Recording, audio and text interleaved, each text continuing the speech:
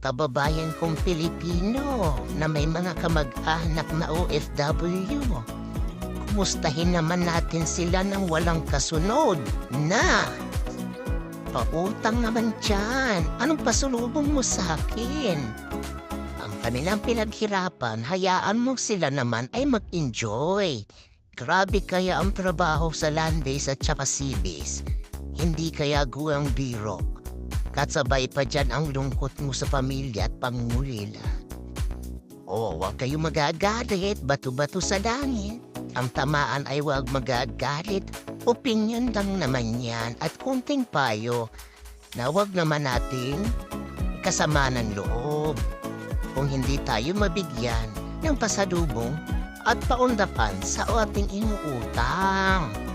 Yan naman po, until next time. Yan ang